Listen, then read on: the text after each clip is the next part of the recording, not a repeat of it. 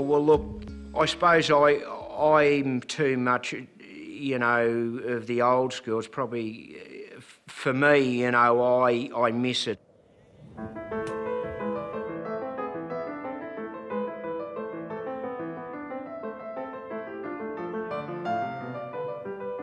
The late 80s, golf clubs, specifically drivers, had still predominantly been made out of persimmon woods. As you can see, it's a bit of timber, and it's got a plate on the bottom. We had some weighting on the back there, and it's a binding, and you know, used to try and get the grain as close as possible.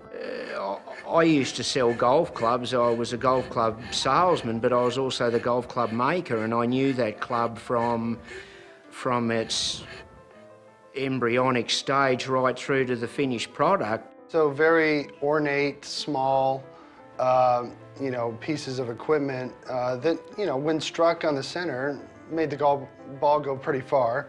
The richest Professional Golfers Association tourney of all time sees Gary Player tee off, first of the big three, seeking $25,000 first money. Then this year's top money winner, Jack Nicklaus, shows the powerful drive that brings him a tie for second place.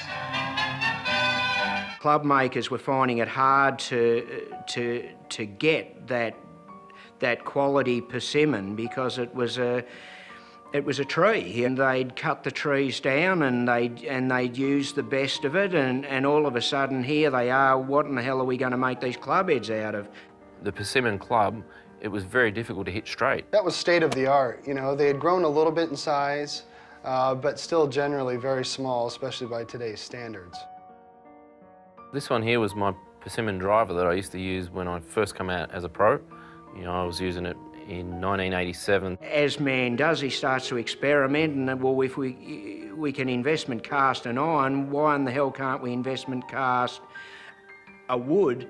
And then in late 90, Mr. Helmstetter and Mr. Callaway had created a prototype, had already codenamed the project Big Bertha, because they knew they were working on a driver.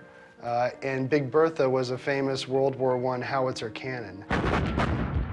The club itself is made out of two components: this entire top section, or the crown, face, ribbon, and then this entire bottom piece here is a separate piece called a sole plate.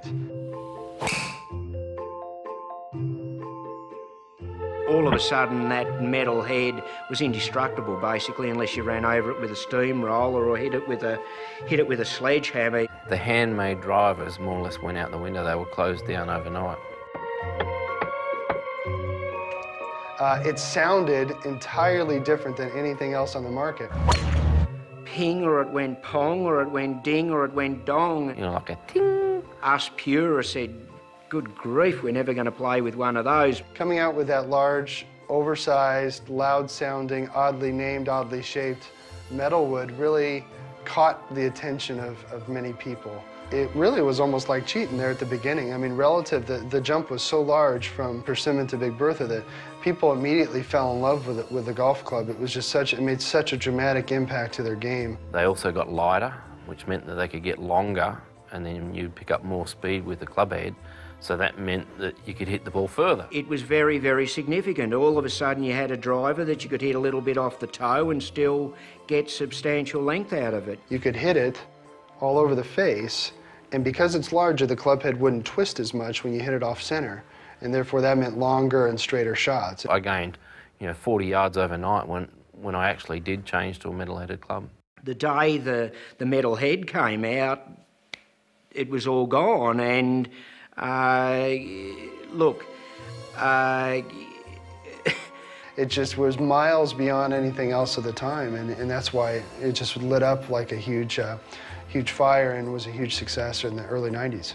You can see why, it was almost unstoppable. Everybody wanted one.